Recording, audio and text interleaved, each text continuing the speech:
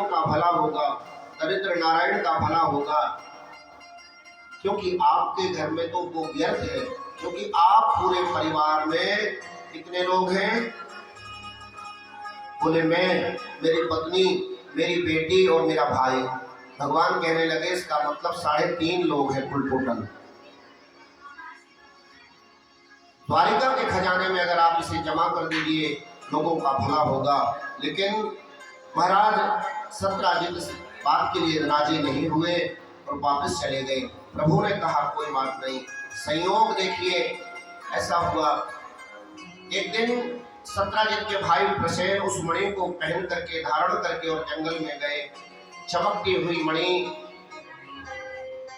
जंगल के राजा शेर की नजर पड़ती है और नजर पड़ने के बाद में वह शेर प्रसेन का वध कर देते हैं। अब जानवर क्या जाने मणि का महत्व, को वही मणि पड़ी रह जाती है।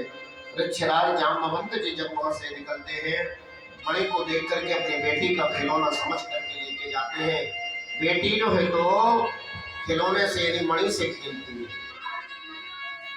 सत्यराजित को पता लगा मेरे भाई का वध हो गया, मणि वहां नहीं मिली। उसका भाव बदल गया और उसने किसी लोगों से कह दिया कि एक दिन कृष्ण ने इस मणि का याचना करी थी, हो ना हो उस मणि के लोभ के चक्कर में और मेरे भाई का वध कर दिया, और भाई का वध करने के बाद में मणि मिली। सुखदेव जी कहते हैं राजन करणे करणे जपन जना, कानों कानों में बात ये सारे नगर में फैल गई, भगवान को कलंक लग गया।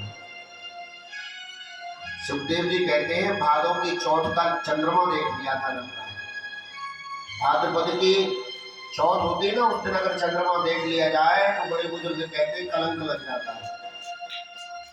चौथ का चंद्रमा देखा ऐसा भगवान मानने लगे। आखिरकार जब प्रभु के कानों तक बात पहुंची, प्रभु उसका निराकरण करने के लिए जब निकले, जाकर के देखा कि जंगल में महाराज प्रसेन मृतावस्था में पड़े हुए हैं। आगे देखा कि वृक्षराज जाम्बवंत के पैरों के सहारे, निशान के सहारे जाकर उस गुफा में चले जाते हैं। गेट हटा करके अंदर जाते हैं, वहां महारानी जाम्बवती और वृक्षराज जाम्बवंत जी प्राप्त मिलते हैं। जाकर के पूछते हैं लाओ हमारी मणि दे दो। लेकिन वृक्षराज जाम्बवंत जी प्रभु से कहते हैं ये मणि तो आपको तभी प्राप्त होगी जब मेरे से युद्ध करोगे। भगवान मन में विचार करने लगे क्या करूं।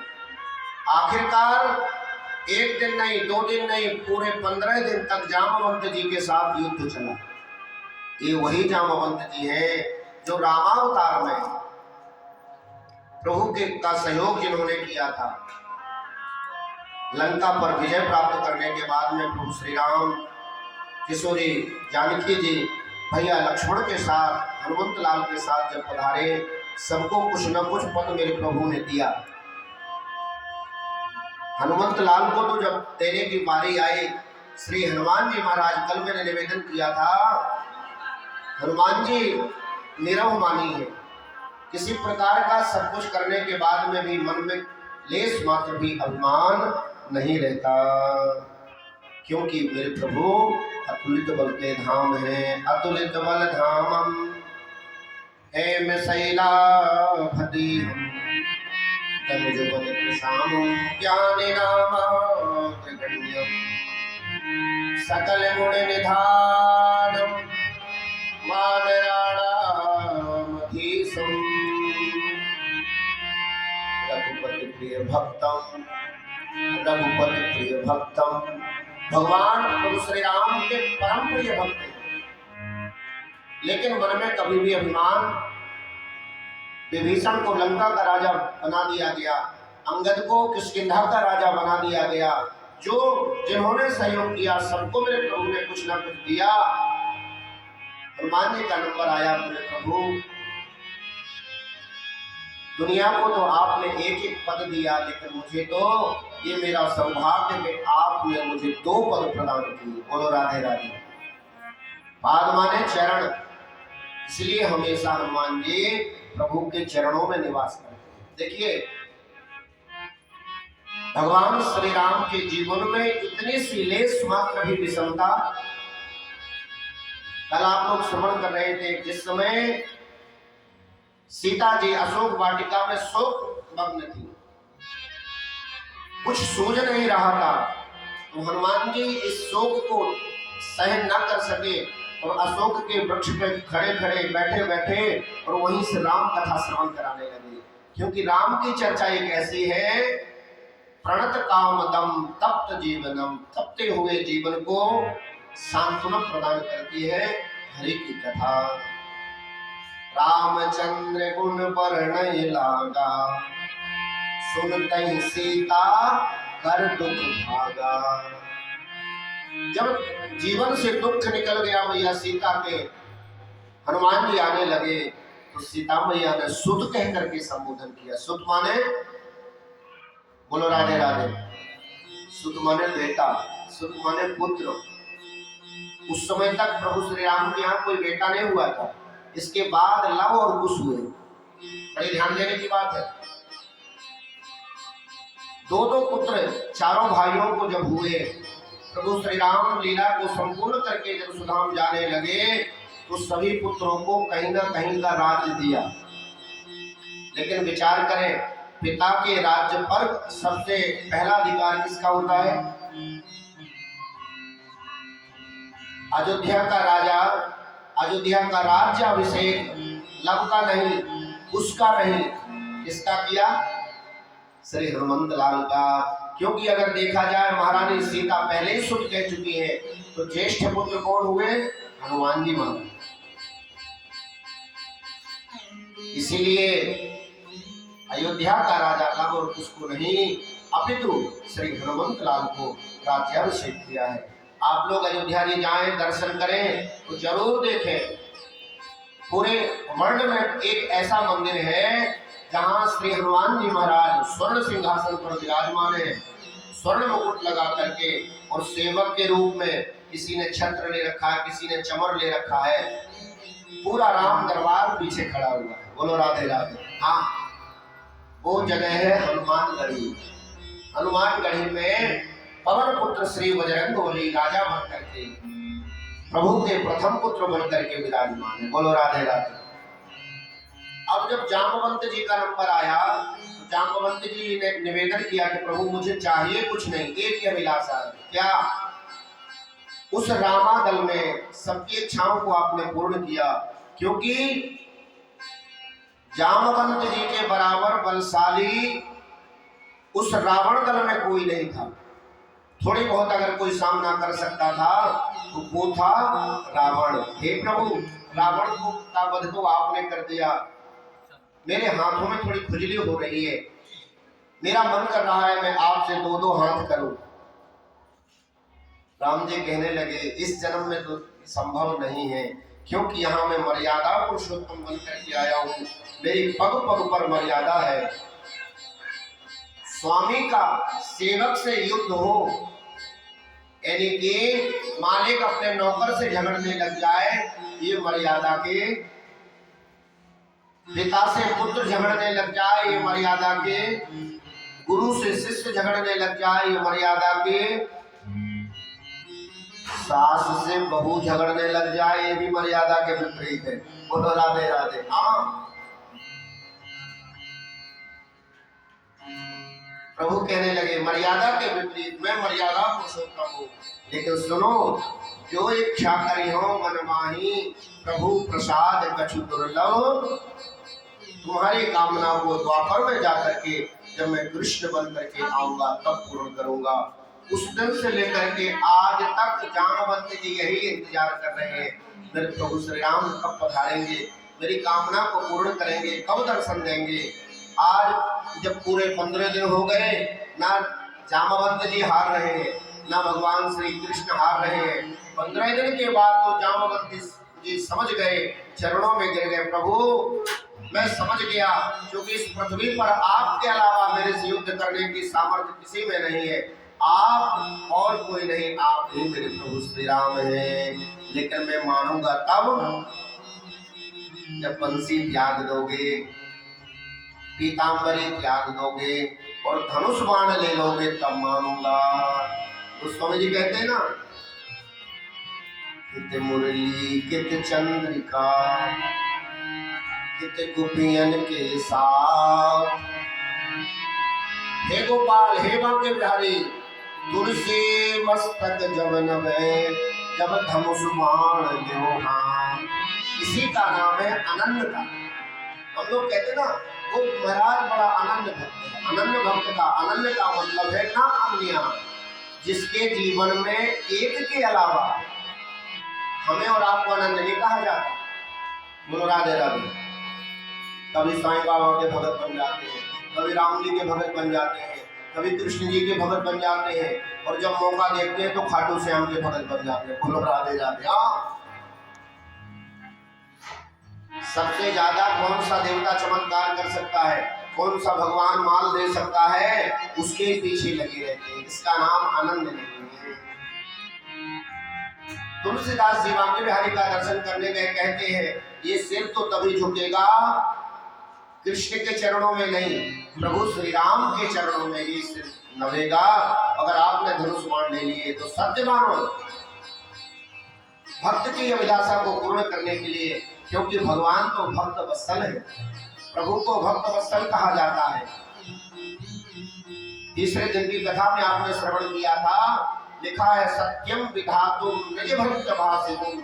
अपने भक्त की बात को सत्य करने के लिए निज भक्त, भक्त माने सेवक, अपने निज भक्त की बात को सच करने के लिए परमात्मा प्रहलाद के लिए खंभे से भी प्रकट हो गए। आज वह बाल कृष्ण प्रभु जो अपनी बंसी को लेकर के गए थे महाराज जामवंत के आग्रह पर, मेरे प्रभु श्री कृष्ण राम रूप में परिणित हो गए। बोले राजा रामचंद्र भगवान की जय हो। जामवंत जी साष्टांग प्रणाम लेट गए श्री चरणों में प्रभु के, सारी बात बताई, मणि प्रदान करने लगे। जामवंत जी कहने लगे प्रभु मेरी अभिलाषा पूर्ण हुई, इसी पल का इसी क्षण का मुझे इंतजार था। वृद्धावस्था आ गई है, अब मैं भजन करना चाहता हूँ, लेकिन एक मेरे जीवन का जो झंझट है वो मेरी बेटी है। प्रभु इस मणि के साथ में मैं अपनी बेटी जिसका नाम है जाम्बवती, उसका पाणी ग्रहण आपके साथ करना चाहता हूँ। और जाम्बवंत जी ने इतना कहते, अब जब कन्यादान करते ना तो हाथ में स्वर्ण रखा जाता है। बोलो राधे राधे। इस तरह का जब यज्ञ आगादी करते हैं तो कोई भी कार्य राम का पूजन करें, श्याम का पूजन करें, कृष्ण का पूजन करें, नारायण का पूजन करें, तो स्वर्ण दान का बड़ा महत्व है। तो कन्यादान भी जब करते हैं तब थोड़ा सा स्वर्ण रख करके, बोलो राधे राधे। नियम तो ये है कि आटे की लोई बनावे, उसमें उसके अंदर गुप्त रूप में स्वर्ण रखें और हाथ में रख करके कन्यादान, क्योंकि संसार में सबसे बड़ा दान जो माना गया है वो है कन्यादान। बोलो राधे राधे। क्यों? क्योंकि अन्य दान जो बाकी दान हम करते हैं, कहीं ना कहीं उस दान के पीछे मैं, किसने किया बोले मैं, किसने किया बोले मैं। बोलो राधे राधे। लेकिन बड़ा सा बड़ा ज्ञानी, बड़े से बड़ा पैसे वाला जब अपनी बेटी का विवाह करता है, कन्यादान करता है, तो कभी नहीं कहता मैं, वो तो कहता भैया मैं तो बेटी वाला हूँ, मैं तो हमेशा झुका ही रहूंगा। कहने का भाव, जिस दान को करने के बाद में मैं शब्द निकल जाए, जीवन झुक जाए, ये माथा झुक जाए, समझ लीजिए वो दान सर्वश्रेष्ठ है। आज उस दान के बदले जाम्बवंत जी के पास स्वर्ण तो था नहीं, उसी मणि को लेकर के हाथ में रख करके और दान कर दिया। इस प्रकार से मेरे प्रभु का जो दूसरा विवाह हुआ तो किसके साथ? जाम्बवती के साथ। याद करते जाना, दो चार थोड़ी। बोले भक्त वत्सल भगवान मणि को लेकर के आए मेरे प्रभु, अपने कलंक को मिटाने के लिए वह मणि प्रदान कर दी। किसको? महाराज प्रसेन को, महाराज सत्राजित को। लो ये ले आए तुम्हारी मणि, अब दोबारा से अपने मुख से ये न कहना कि तुम्हारी मणि मैंने चुराई है, तुम्हारे भाई का वध किया है। चरणों में गिर गए महाराज प्रसेन, पानी पानी हो गए, लज्जित हुए, प्रभु क्षमा करें। संबंध बनाना चाहा मेरे प्रभु से। इनकी बेटी का नाम है सत्यभामा। चरणों में गिर गए प्रभु, मैं भी भजन करूंगा, बेटी का मणि ग्रहण में आपके साथ करना चाहता हूँ। पुनः जो मेरे प्रभु ने मणि वापस की थी उसी मणि को लेकर के और जो है तो मणि ग्रहण संस्कार कर दिए। तीसरा विवाह महारानी सत्यभामा का मेरे प्रभु के साथ संपन्न हुआ। बोलिए भक्तवत्सल भगवान की जय हो। रथ में सवार होकर के मेरे प्रभु अर्जुन के साथ यमुना के किनारे भ्रमण करने के लिए गए थे।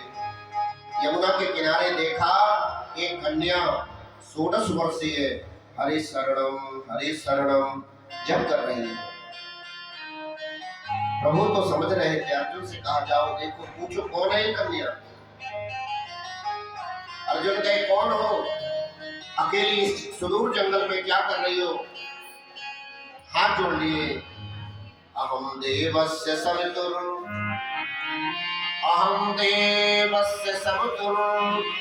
दुहिता प्रतिमिच्छति विष्णु वरेण्यं वरदां अपरमता स्थिता।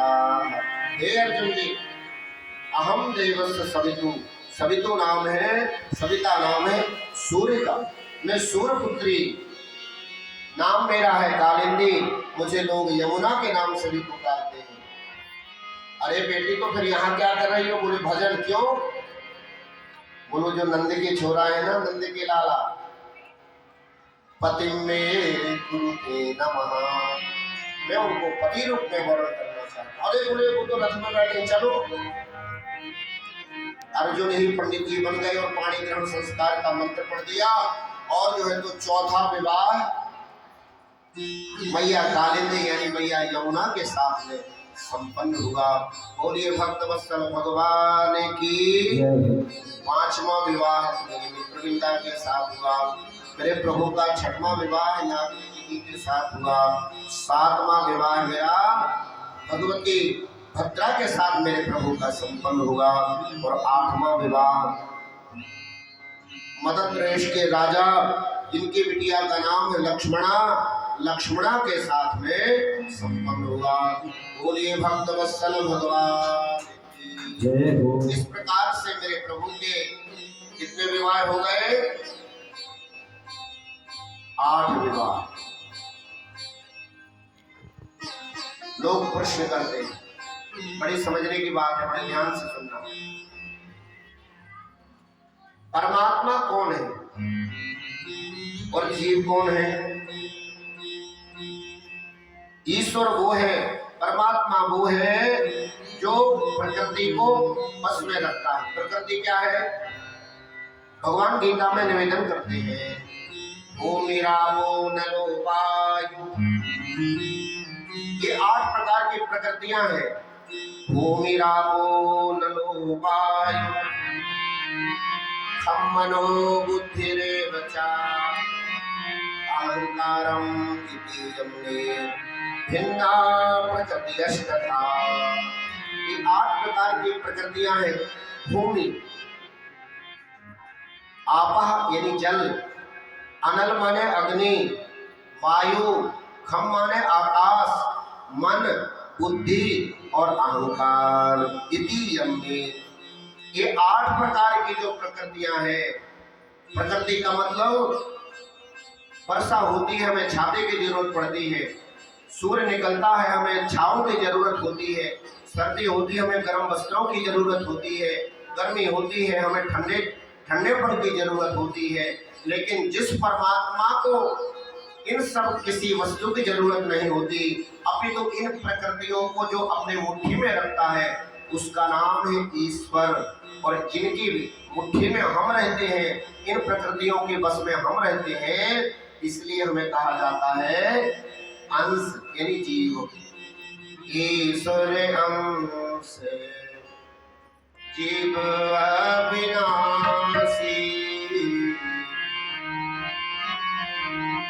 वो ईश्वर है, हम उनके अंश हैं। अगर हम ये कहें कि ईश्वर ने ऐसा किया तो क्या हम नहीं कर सकते, समझ लेना ये बहुत बड़ा अपराध है।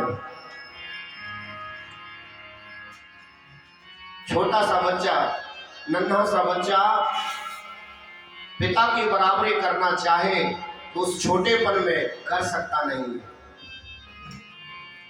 आज हमारा वो छोटा लड्डू, बोलो राधे राधे, पंडित जी का वाला, तो कह रहा था, मैं लेटा हुआ था और लगभग 2-2:15 बज गए थे, तो कहने लगा कथा में नहीं जाओगे क्या? मैंने कहा नहीं, आज की छुट्टी है। बोले मैं चला जाऊं? बोलो राधे राधे। हाँ, बोलो कहने क्या है? बोले मैं पढ़ लेता हूँ, किताब लेता जाऊंगा, उसको पढ़ता जाऊंगा और अंकल को बोल दूंगा, जो पियानो वाली अंकल है, तो वो भजन सुना देंगे। और आज तो वैसे ही अंतिम दिन है, मैं कर आऊँ कथा। मैंने कहा भाई बहुत बढ़िया है। तो कहने का भाव, हम उस ईश्वर के, उस परमात्मा के अंश हैं। हम उस परमात्मा की बराबरी, जो उल्टे सीधे लोग होते हैं, गंजेड़ी फंगेड़ी, किसी ने टोक दिया, भाई क्यों पी रहे? बड़े बड़े भोले बाबा भी तो पीते थे, हम उनके भक्त नहीं है। आहा, आपने कथा में श्रवण किया था, जिस समय समुद्र मंथन हुआ उस समय कालकूट नाम का इतना हलाहल विष निकला कि लिखा है त्रैलोक दहना विषाद, देव देव महादेव भक्त सभी देवता जगो हो। संभाल लीजिए। बोले वृंदावन बिहारी। कहने का भाव, हम किसी की बराबरी नहीं, ईश्वर की बराबरी नहीं, परमात्मा की बराबरी नहीं कर सकते। आपके सामने भी लोग कहें कि अरे क्यों नहीं, भगवान भोलेनाथ ऐसा करते हैं, हम उनके भक्त हैं, तो हम क्यों नहीं कर सकते? तो आप लोग कह देना, समुद्र मंथन में 14 रत्नों के साथ में सबसे पहले जहर निकला था, हालाहाल जहर, सारे जगत को भस्म करने की जिसमें क्षमता थी। एक इस जगत के कल्याण के लिए 1 मिनट नहीं लगाया और भोलेनाथ ने सारा जहर गटक कर लिया। अगर भोलेनाथ के भक्त हो तो भोलेनाथ ने तो कुंटल 2 कुंटल पी लिया था, आप तो 2 तोला ही पी के देखो। घर के लोग कहेंगे भैया ले चलो, हम उसकी बराबरी नहीं कर सकते हैं। तो जो 8 विवाह मेरे प्रभु ने किए, ये और कोई नहीं, यही 8 विवाह मतलब 8 प्रकृतियां हैं, और निश्चित रूप से प्रकृतियां तो प्रभु की पटरानी ही है। एक भौमासुर नाम का दैत्य था, राक्षस था, उसने संकल्प किया हुआ था